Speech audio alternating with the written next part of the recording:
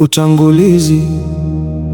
Alhamdulillahi rabbil alamin, tunamhimidi Allah subhanahu wa ta'ala, tunamwomba msaada na msamaha wake, rehma na amani zimshukie mtume wetu Muhammad, ahli zake, maswahaba zake na wote wanaofuata njia ya haki mpaka siku ya Kiyama.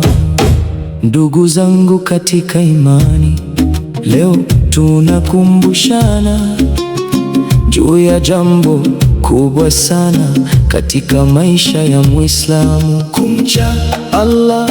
Maisha ya duniani ni mafupi, lakini akhera ni ya milele. Watu wengi leo wanaishi bila kufikiria mwisho wao, bila kuogopa adhabu ya Allah, na bila kutafakari kuwa kila jambo tunalofanya linaandikwa. Allah anasema ndani ya Qur'an, enyi mlioamini, mcheni Allah kama inavyostahiki kuchwa kwake, wala msife isipokuwa mmekuwa Waislamu. Kumwogopa Allah maana yake ni kufanya mema, kuacha maovu na kuishi maisha yanayompendeza Muumba wetu. Kumcha Allah ni njia ya wokovu. Ndugu zangu, mtu anayemcha Allah huwa salama duniani na akhera. Wakati watu wanateseka kwa sababu ya dhambi zao, mwenye takwa hupata nuru na utulivu wa moyo. Uzinzi umeongezeka, uongo umejaa, watu hawaheshimiani, vijana wengi wameacha swala, watu wanakula haramu bila kuogopa. Sababu kubwa ni kukosekana kwa kumcha Allah. Ukimwogopa Allah, hutamdhalimu mtu, hutachukua haki ya mwingine, utafanya uzinzi, utakunywa haramu, utawatukana watu. Kumcha Allah hukufanya uwe mtu mwema hata ukiwa peke yako. Allah anaona kila tunachofanya. Watu wengi wanafanya dhambi kwa siri, wakidhani hakuna anayewaona, lakini Allah anaona kila kitu. Unaweza kujifungia chumbani, ukaangalia haramu, ukafanya maasi, ukatokana, ukadanganya, lakini Allah anakuona. Hakuna siri mbele ya Allah. Ndugu yangu, siku ya Kiyama macho yatashuhudia, mikono itasema, miguu itatoa ushahidi. Hivyo basi tumuogope Allah kabla haijachelewa.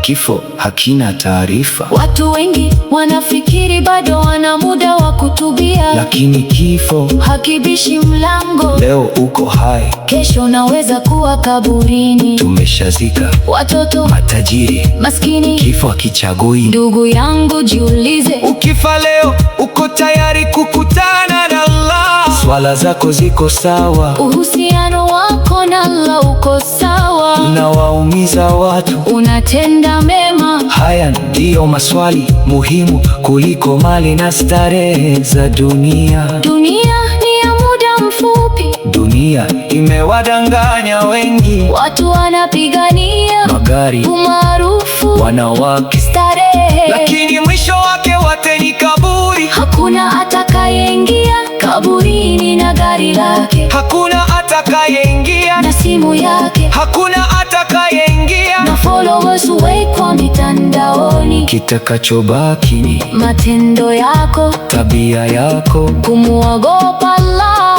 faida za kumcha Allah. Allah ameahidi mambo makubwa kwa wenye takwa, wenye kumcha Allah: kupata riziki, hulindwa na mabaya, kupata amani ya moyo, kuondolewa matatizo, kupendwa na Allah. Wakati mwingine unaweza kuwa maskini, lakini ukiwa na takwa una furaha kuliko tajiri asiye na Allah. Utajiri wa kweli ni moyo uliomcha kumcha Allah. Toba ni muhimu, Hakuna mwanadamu mkamilifu, sote tunakosea, lakini jambo muhimu ni kutubu, kurudi kwa Allah. kuacha maovu. Mimi nimefanya dhambi nyingi sana. Rehema ya Allah ni kubwa kuliko dhambi zako. Ukilia kwa ajili ya Allah kwa moyo wa kweli, Allah anaweza kubadilisha maisha yako kabisa. swala ni nguzo muhimu, Mtu anayemcha Allah hachi swala, ni nuru, ni kinga ya masi. ni mazungumzo kati yako na Allah. Leo watu wengi wanakimbilia kazi, Lakini wanacha swala, wanashinda kwenye simu, lakini hawasomi Qur'an. Ukimtanguliza Allah, Katika maisha yako, Allah atakutengenezea njia.